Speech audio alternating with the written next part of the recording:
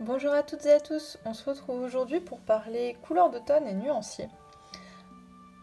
Alors, pour les débutants à l'aquarelle, souvent quelque chose de compliqué, c'est de bien connaître leur palette et tout ce qu'ils peuvent faire avec peu de couleurs. Souvent, on a tendance à vouloir acheter une palette très complète avec énormément de couleurs, sans trop savoir ce qu'on peut faire avec, à part la couleur de base qu'elle nous donne quand on la mouille. Donc un des premiers exercices qu'on conseille souvent quand on débute, c'est de faire un nuancier avec sa palette afin de voir un petit peu toutes les possibilités qu'on va avoir en faisant les mélanges au moins 2 à 2 de chaque couleur. Alors, c'est quelque chose qu'on fait quand on débute, mais c'est aussi quelque chose qu'on fait tout au long de son parcours, puisque en fonction des saisons, en fonction des commandes qu'on peut avoir si on fait des peintures sur commande, en fonction des sujets qu'on va traiter pour une première fois, on a besoin tout au long de son parcours à l'aquarelle de pouvoir gérer les couleurs, gérer une palette qui soit harmonieuse dans une illustration. Donc cette vidéo peut s'adresser aussi bien aux débutants qui veulent apprendre à faire un nuancier, qu'à des personnes plus aguerries qui veulent voir comment moi je travaille autour d'une gamme couleur en fonction de mes projets. Donc là, on va parler projet d'automne, puisque c'est la saison, et de la palette que je vais utiliser tout au long des mois qui vont venir. Une première chose à faire quand vous recevez de nouvelles couleurs, ça va être de faire des petits swatchs comme ça. Pas forcément très grands. Moi, je l'ai fait sur des chutes de papier. En fait, je travaille sur des gros blocs qui sont encollés des quatre côtés pour que la feuille ne bouge pas en fait quand je travaille dans l'humide. Et parfois je fais des formats un peu atypiques où il me reste des bordures de papier. Donc je recycle en fait ces bordures de papier pour faire mes petits swatchs. Ça m'évite de gaspiller une nouvelle feuille et puis de jeter du papier, parce que le papier 100% coton c'est cher, déjà, premièrement. Et puis deuxièmement, j'aime pas du tout jeter quand ça peut être réutilisé, donc après ça c'est des questions d'éthique personnelle.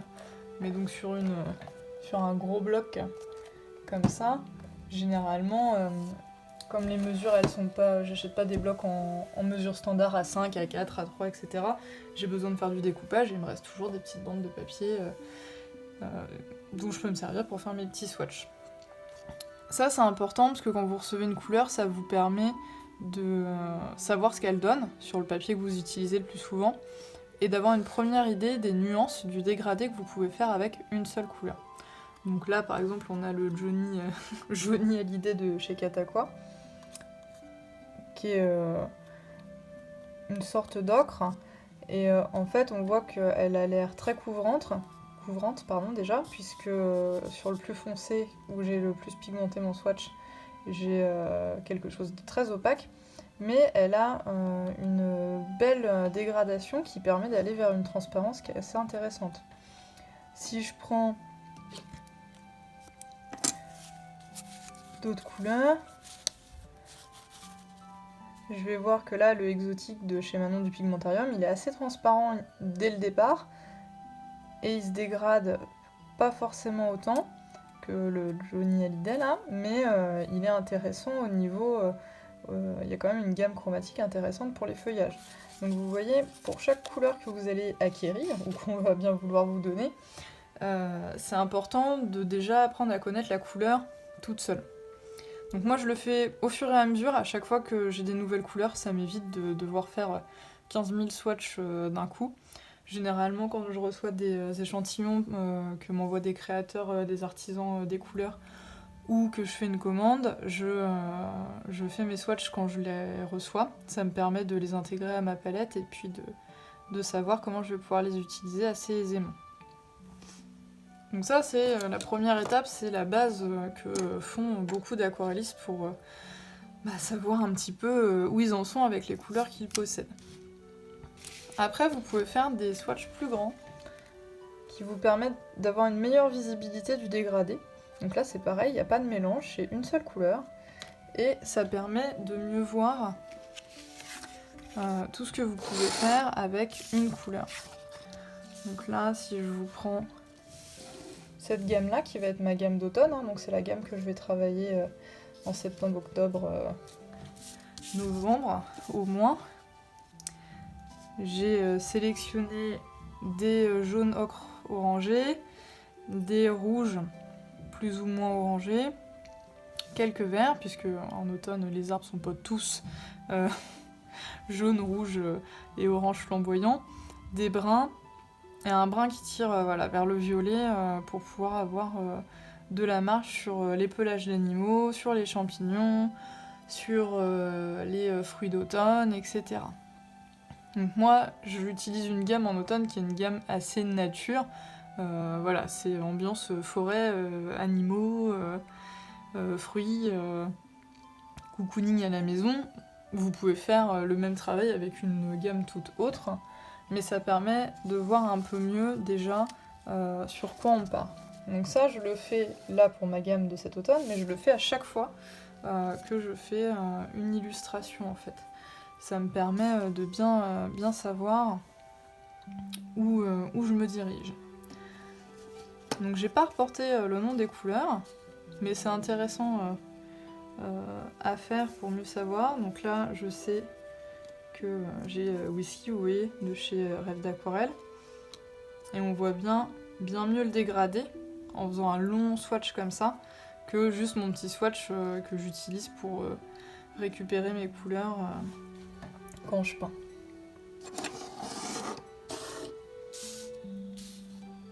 Donc je vais vous les assortir pour que vous voyez bien ce que ça change de les faire en long. Donc je vais arrêter de parler, je vais juste les assortir. Et puis après, on pourra discuter de mélange et de nuancier.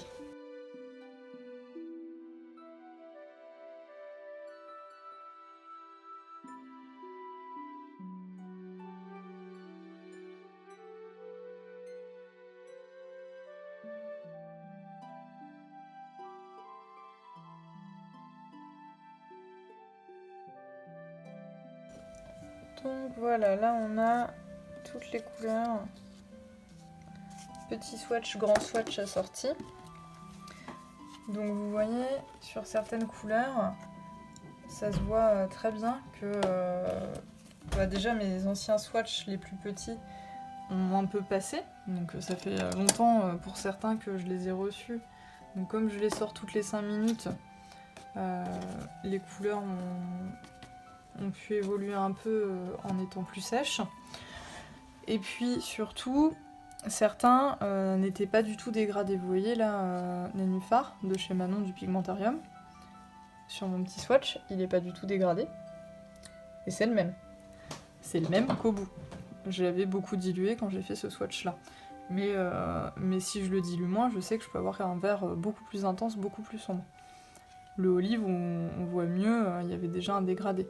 Donc ça permet vraiment, en refaisant vos swatchs en plus long, avant de faire l'illustration, de réapprivoiser vos couleurs si ça fait longtemps que vous avez fait les petits swatchs. Et puis ça vous permet de mieux dégrader et de mieux voir comment les couleurs réagissent. Est-ce qu'elles sont plutôt opaques, plutôt transparentes? Est-ce que les pigments sont très crémeux ou est-ce qu'au contraire c'est une aquarelle plutôt sèche? Ça va vous guider aussi au moment de peindre. Donc c'est intéressant à faire.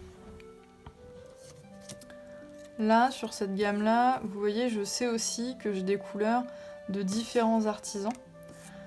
J'ai pas mal de Manon du Pigmentarium, j'ai du Rêve d'Aquarelle, j'ai du Cat Aqua, j'ai du Daniel Smith, j'ai du BZH avec cerise ici.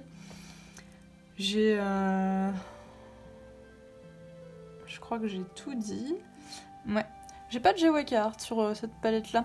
Pourtant, je sais qu'elle a des brins dans sa petite dot d'automne qui m'intéressent bien. Je l'utiliserai peut-être ponctuellement. Et vous voyez, ça permet de faire le point voilà, sur ces couleurs et puis de voir un peu comment elles peuvent s'agencer. Après, une fois que vous avez fait ça c'est assez rapide, hein, je vous montre pas en vidéo parce que c'est pas trop compliqué à réaliser. Une fois que vous avez fait ça, vous avez quand même déjà une bonne idée de ce que vous allez pouvoir faire en termes de gamme couleur. mais vous n'avez pas forcément, si vous connaissez pas bien vos couleurs, une bonne idée des mélanges. Donc là par exemple j'ai 4 verts, mais je vois pas si je les mélange ensemble 2 à 2 ou 3 à 3, ce que ça peut donner. Donc ce qui va être intéressant de faire, et ce qui est le cœur de la vidéo d'aujourd'hui, c'est de faire un nuancier.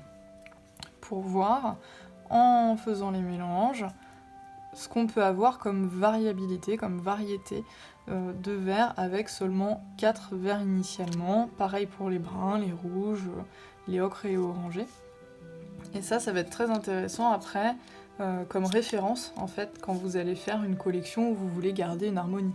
Par exemple pour des gens qui vont vouloir illustrer un livre ou qui vont vouloir faire une collection d'affiches ou de cartes avec vraiment des teintes harmonieuses.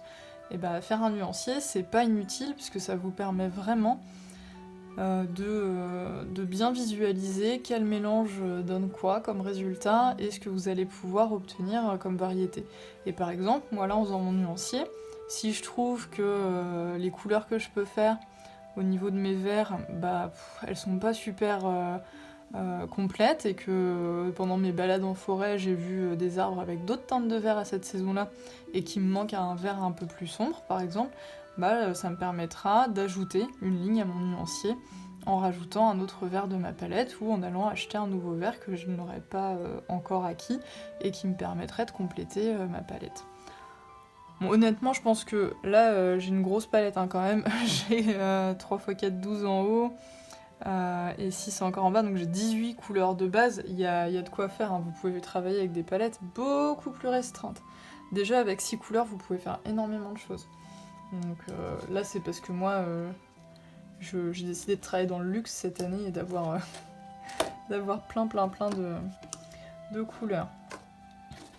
Donc, comment est-ce qu'on fabrique un nuancier, puisque c'est ça qui nous intéresse. On va pousser notre petit bazar qui va nous permettre là de savoir quel godet aller chercher dans la palette.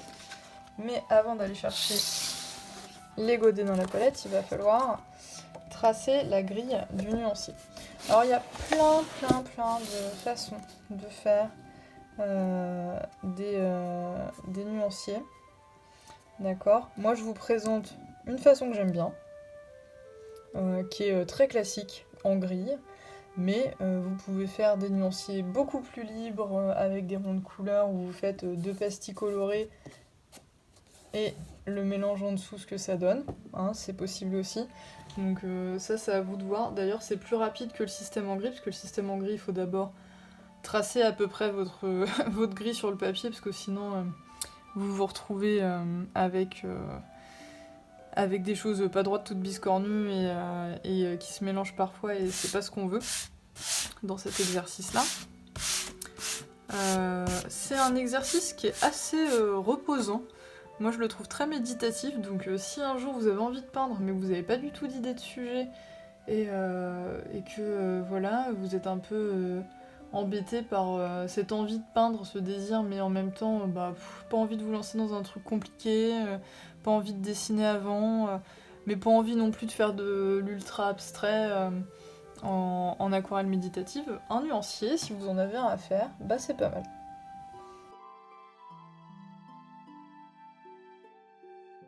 Donc c'est parti pour une préparation de grilles.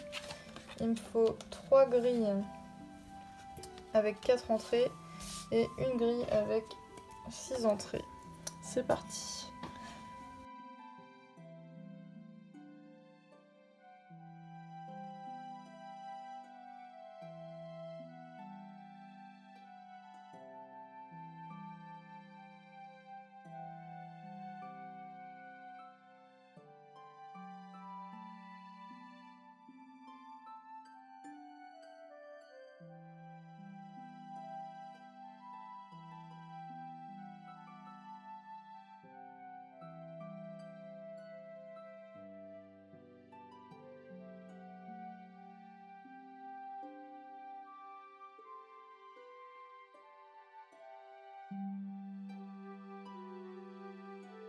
Donc me voilà avec ma grille terminée.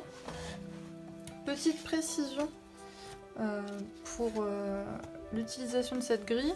Vous voyez, je vais faire un nuancier avec mes rouges, un nuancier avec mes bruns, mes verts, et mes jaunes, ocre, orangé. Là j'ai 4 rouges, donc j'ai 5 colonnes, 5 lignes. Parce que sinon il va me manquer des mélanges, vous allez voir quand on va peindre. Donc quand vous avez 4 couleurs, il faut faire 5 colonnes et 5 lignes. Pour ajouter toujours une colonne, une ligne de plus que le nombre de couleurs que vous allez utiliser. Si vous utilisez une palette de 12 couleurs, il va vous falloir 13 colonnes, 13 lignes, ok? Sinon vous allez être embêté. Si vous êtes comme moi, que vous aimez bien les choses un peu carrées,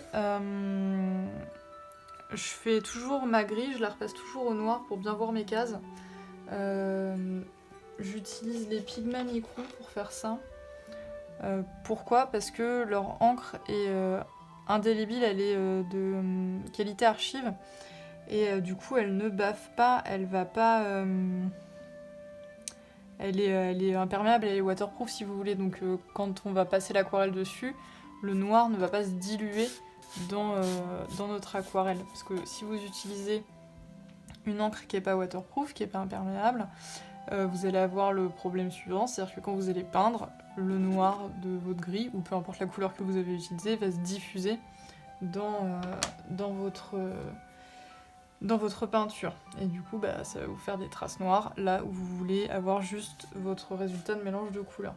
Même chose, du coup, si vous utilisez un crayon, sachez qu'il y a pas mal de crayons graphite qui migrent dans l'eau. Donc vous allez avoir un résultat un peu grisé. Donc moi, c'est pour ça que j'utilise mes petits pigments microns, là, mon encre noire. Ça me permet d'avoir une grille bien propre et d'être sûr que mes contours de grille ne vont pas aller se mélanger à mes couleurs. Étape suivante. On va récupérer donc nos godets d'aquarelle. Donc là, je vais faire les rouges, les bruns, les verts et après je ferai les ocres. Pour mes rouges, comme j'ai préparé tout à l'heure mes petits swatchs, je sais exactement lesquels il faut que je récupère. Je me prépare un pinceau à bourron classique, un pot d'eau à côté.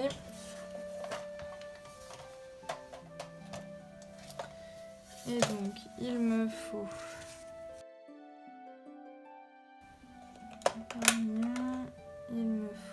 Koi, il me faut Doux Corail qui est là et Cerise qui est ici. Ça c'est pour mes rouges et je vais les utiliser dans l'ordre suivant. Doux Corail, Koi, Vermillon et Cerise. Donc je les mets au-dessus, vous ne les voyez plus. Pour mes rouges c'est bon. Ensuite pour mes bruns,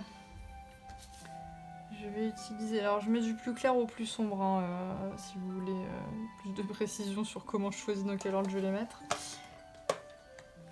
Ça me permet d'avoir des jolis dégradés dans mon nuancier après. Donc là il me faut les Burnt Sienna et Umber, donc c'est terre de sienne brûlée et terre d'ombre brûlée de chez Daniel Smith, Cabernet de chez Rue d'Aquarelle et Angus de chez Manon du Pigmentarium. Et je vais les mettre dans cet ordre là. Tac, donc comme ça, dans cet ordre là. Pour mes verres, je vais avoir besoin de ma palette de teint froid.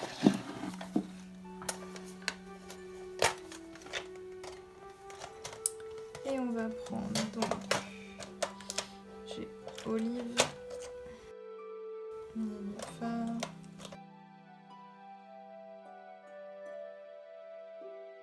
et j'ai le Pomegranate.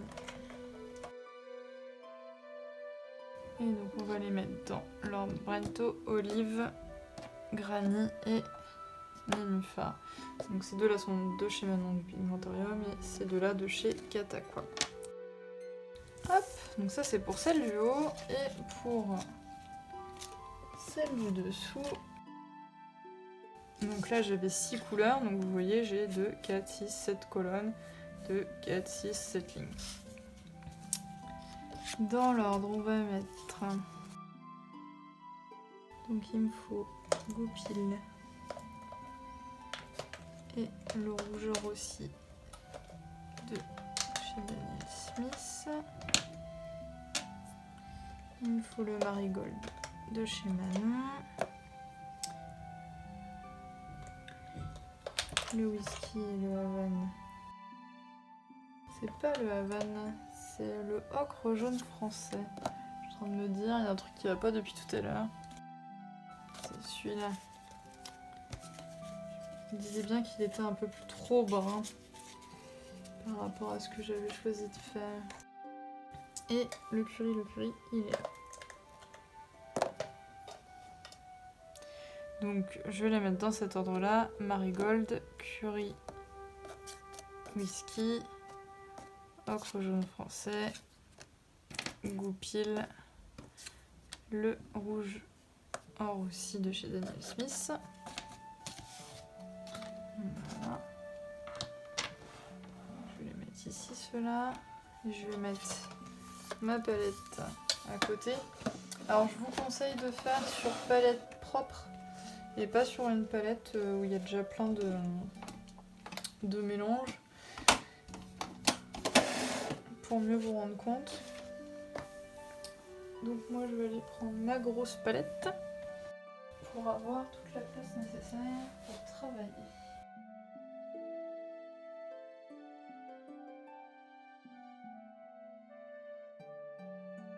Donc, le plus simple c'est d'humidifier comme quand vous peignez en fait hein, vos godets. Là je vais commencer par mes rouges. Donc une petite pipette, quelques gouttes d'eau. J'en profite pour pré-humidifier les autres. Comme ça sera déjà fait. Parce qu'il va falloir qu'on travaille assez rapidement si on veut pas que ça prenne trop de temps, parce que c'est assez long à faire, vous allez voir. Et en même temps, il faut laisser le temps à chaque case de sécher. L'inconvénient de travailler en gris comme ça, c'est que les bords se touchent. Et donc, il faut laisser le temps à chaque bord de sécher. Donc, première étape, remplir les colonnes et les lignes avec les couleurs pures.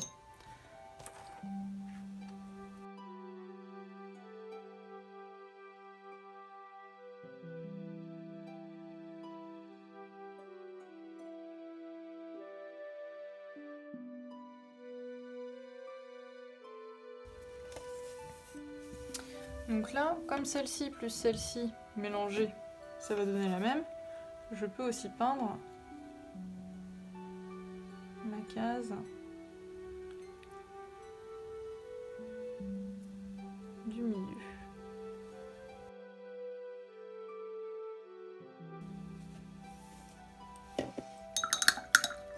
Je rince bien mon pinceau, je vais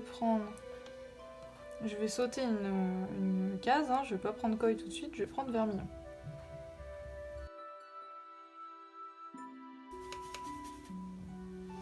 Comme ça, mon doux corail aura le temps de bien sécher.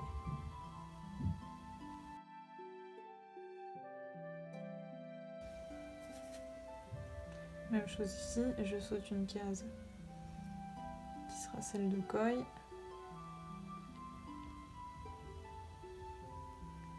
Et je vais dans celle de vermillon.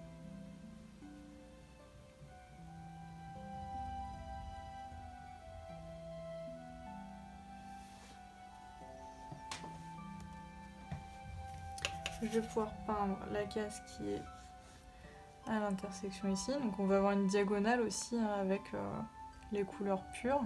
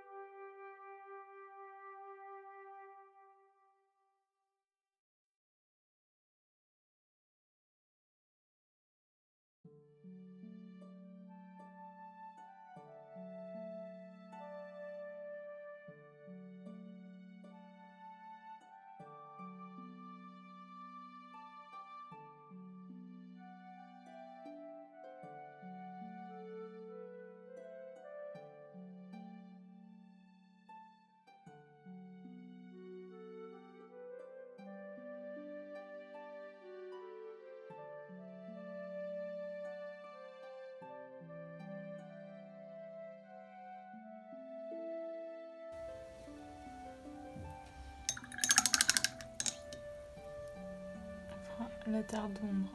Après, du coup, on va travailler avec Angus.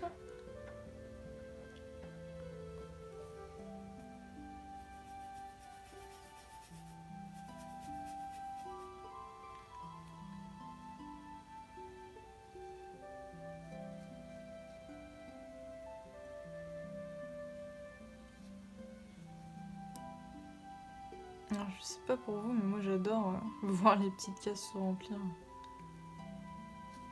au fur et à mesure que le nuancier avance.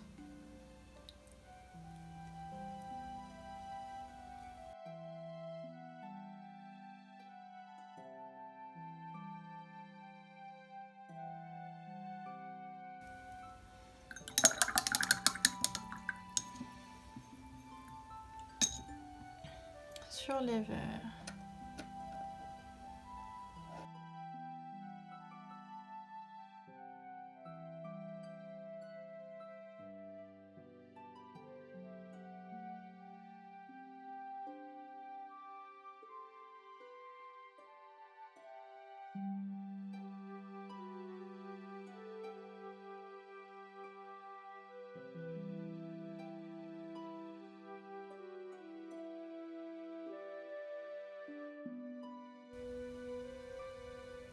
Donc là, on a fini la moitié du coup des couleurs pures.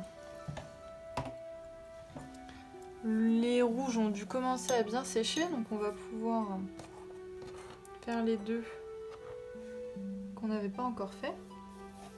Donc là, on a fait doux corail et vermillon. On va pouvoir faire coille.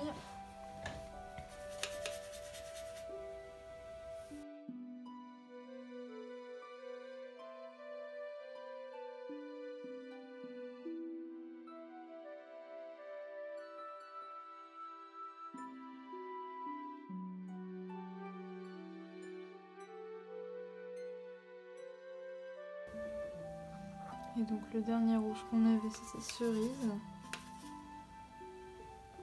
De chez Aquarelle BZH qui est tenu par un couple de Bretons. Qui sont très sympas, enfin, en tout cas sur Instagram, quand je papote avec eux, c'est toujours agréable.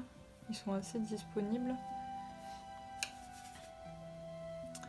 Et leurs couleurs sont top. J'avais gagné, en fait, je les ai découverts en gagnant un giveaway qu'ils avaient fait. Et donc j'avais gagné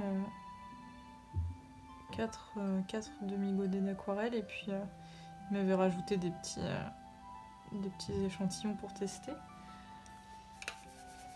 Et j'avais pas été déçue du tout. C'est une belle découverte. Je suis contente d'avoir participé à ce giveaway.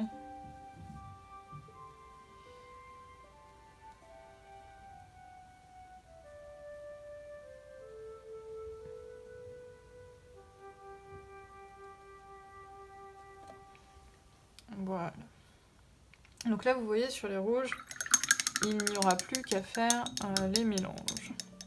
Et on va se retrouver avec les mêmes en haut et en bas. Donc, si vous n'avez pas envie de faire des carrés complets, hein, si vous travaillez en gris comme moi, vous pouvez très bien faire des demi-gris seulement. Ça peut être suffisant.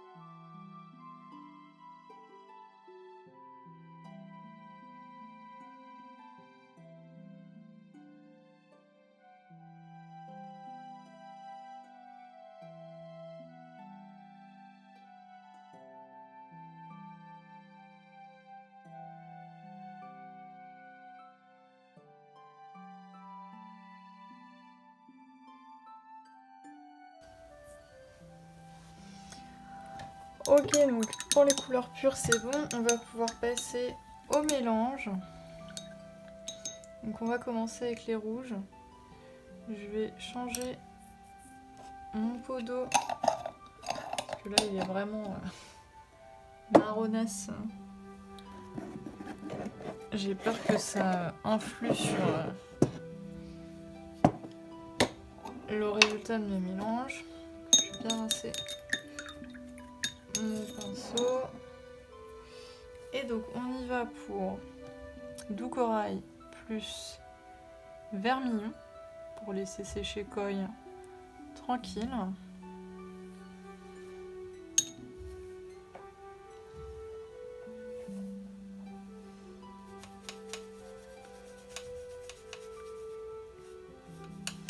Je reprépare un peu de doux corail qui avait séché.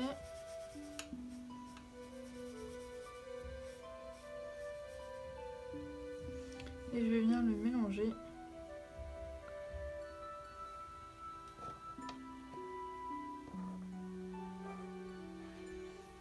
À mon vermillon sur ma palette.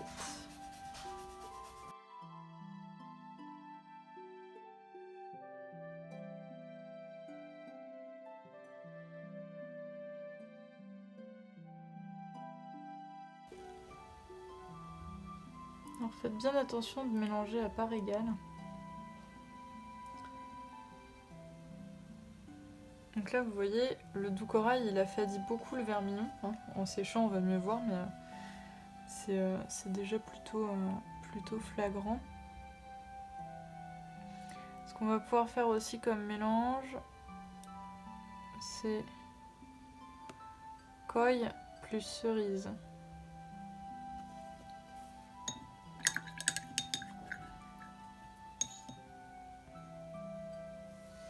Donc j'ai du cerise en bas, je prends un peu de Koi.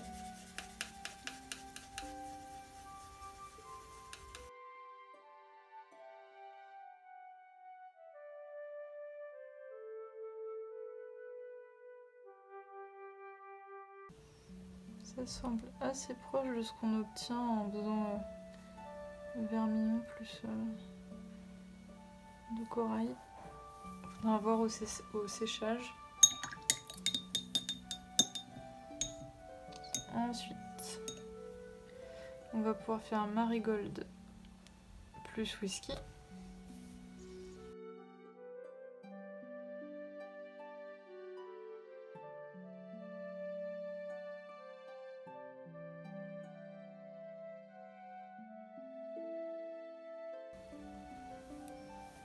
Ensuite, on va pouvoir faire un marigold plus goupil. Je prends du marigold et je vais venir ajouter du goupil.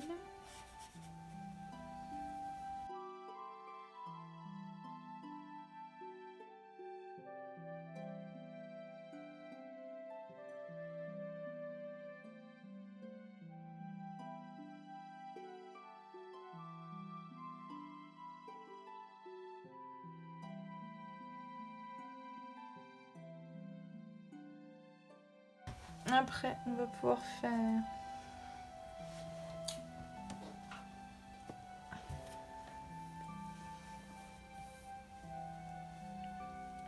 faire curry plus rouge aussi.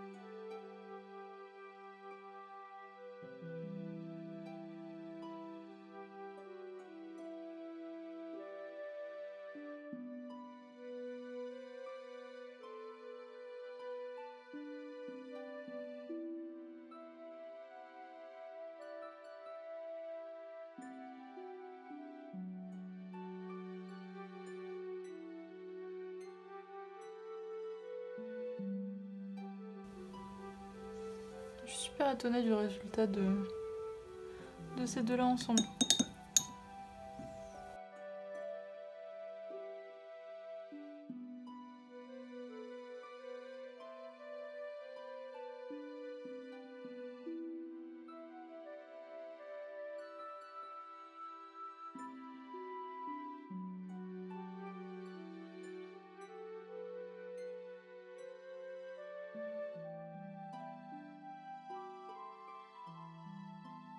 En fait, là, je suis allée changer mon eau pour vérifier que c'était pas les pigments qui restaient dans l'eau qui changeaient à ce point la couleur. Mais non, effectivement, quand on mélange ces deux-ci, on obtient un vert totalement différent. C'est bon à savoir. Vous voyez, il y a des surprises comme ça parfois. On peut être très étonné.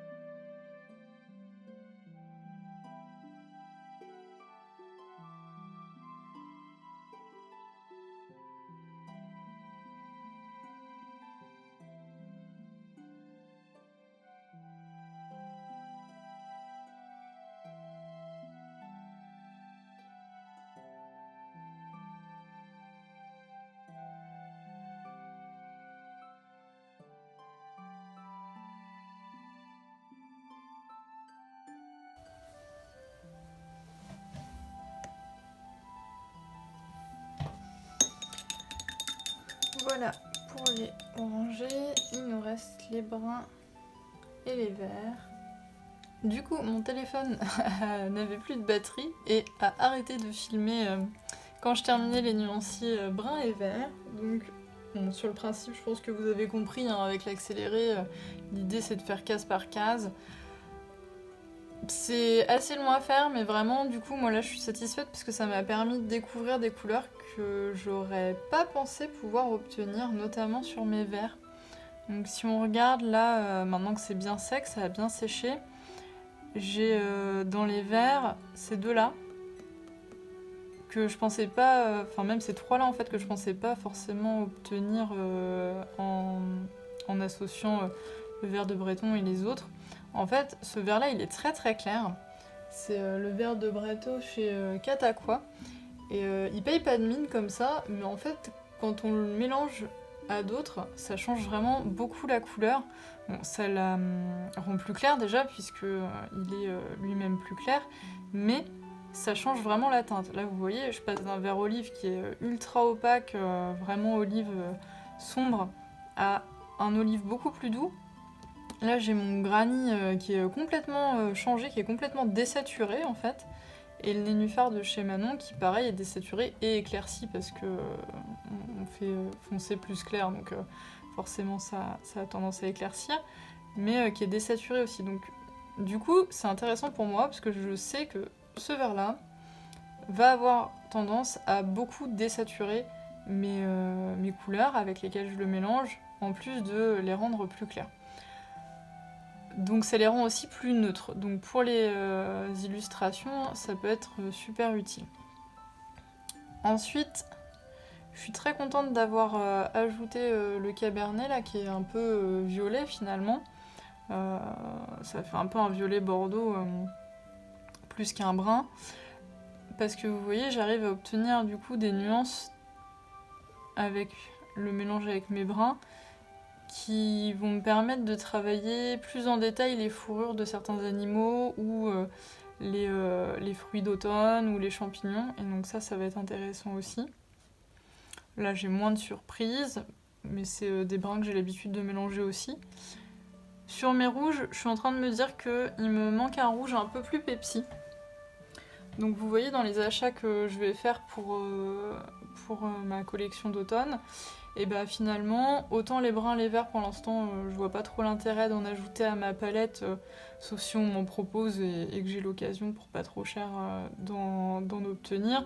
Je vais pas aller en racheter, alors que dans mes rouges, je pense que ça manque de rouge plus rouge, plus Pepsi, plus intense. Vous voyez là, je peux obtenir des choses sympas avec le vermillon de chez Manon du Pigmentarium, mais finalement j'ai plus des choses orangées ou qui tirent vers le rose que réellement des beaux rouges. Donc je pourrais, en travaillant avec un orange, augmenter un petit peu, mais ça suffira pas. Donc je pense que je vais aller investir dans du rouge chez les copines artisanes, surtout que là elles vont toutes sortir leur collection d'automne, donc ça va être le moment peut-être de pouvoir choper quelque chose de sympa. Sur mes ocres et orangés, j'ai une bonne gamme. Je pense que j'ai pas du tout besoin de racheter de jaune, d'ocre et d'orange. Le rouge or aussi de chez Daniel Smith est vraiment bien. Moi, c'est une couleur que j'apprécie beaucoup. En dégradé déjà, si je vous remonte, elle permet déjà à elle seule d'avoir une large gamme allant d'un orange qui tire presque vers le brun à quelque chose d'assez jaune. Donc déjà toute seule elle est intéressante en fonction de la dilution. Mais en plus quand on l'associe en mélange comme ça à d'autres teintes, on obtient vraiment des choses intéressantes quoi. Donc avec Goupil ça l'affadit un peu et ça la rend plus opaque. Et dès qu'on ajoute du jaune ou du ocre, on a des teintes qui peuvent être très intéressantes pour les feuillages, mais aussi pour tous les animaux qui vont être un peu roux. Donc intéressant à avoir. Au niveau des ocres, je vais pouvoir avoir des choses sympas aussi pour travailler les feuillages et les branchages. Donc je pense que ma palette elle est pas trop mal pour bosser là sur l'automne cette saison. Je vous dis, je rajouterai certainement un rouge, je vous le présenterai. Il y a Marie des Tribulations de Marie qui avait testé plein de rouges, je me souviens, donc je pense que je vais aller faire un tour sur sa chaîne YouTube pour voir un peu ce qu'elle avait testé et ce qui pourrait être intéressant. Parce que même pour Noël après, parce que là je vais vous présenter les collections d'automne, mais je vais pas trop tarder non plus à préparer les collections de fin d'année. Et j'avais fait tout mon calendrier de l'Avent et mes illustrations avec Vermillon l'an dernier. Et là j'aimerais bien avoir un rouge plus sombre, donc de toute façon ça sera un investissement pour les 6 mois à venir facilement. Donc je peux me le permettre, ça sera utile. Je vais pas gâcher la couleur. Bon, pour le fun, j'ai fait un petit lettrage comme ça quand je sortirai mon nuancier d'automne, donc my full chart, color chart, j'aurai aussi mon petit lettering et tout sympa avec. Mais voilà, dans l'absolu, vous n'êtes pas du tout obligé de rajouter ce genre de choses sur vos nuanciers. J'espère que ça va vous avoir aidé cette petite vidéo à voir un peu comment on peut travailler les nuanciers, à quoi ça peut servir. Vous voyez, ça permet quand même d'avoir une bonne idée de notre palette et des mélanges qu'on peut faire avec. Ça permet de voir aussi des mélanges qu'on n'aurait pas pensé à faire et qui peuvent être étonnants. Je pense surtout au vert que je vous ai montré là. Franchement, je suis assez contente d'avoir fait le nuancier de la palette des verts pour me rendre compte de ça. Et puis de voir s'il vous manque justement des couleurs comme là, moi pour le rouge, je pense que très clairement ça va manquer. Donc il va falloir que j'en achète un rapidement. Donc voilà. Que vous soyez débutant pour vous familiariser avec une palette, ou que vous soyez plus intermédiaire ou en votre professionnalisation même, c'est un exercice qui est utile tout au long de votre parcours et de vos progrès à l'aquarelle. Je pense qu'il n'y a pas qu'à l'aquarelle que ça peut être intéressant de le faire. Si vous utilisez d'autres médiums, n'hésitez pas non plus. Et puis si vous avez des questions sur comment faire le nuancier en pratique ou sur les couleurs que j'utilise, n'hésitez pas à me mettre un commentaire, j'y réponds toujours avec plaisir. Si vous faites des nuanciers, n'hésitez pas à les poster en me taguant sur vos différents réseaux pour que je puisse les voir et puis éventuellement que je les repartage. Ça m'intéresse toujours de voir un petit peu ce que vous faites à partir des vidéos du Bosquet. Et je vous souhaite une très belle fin de journée. Salut!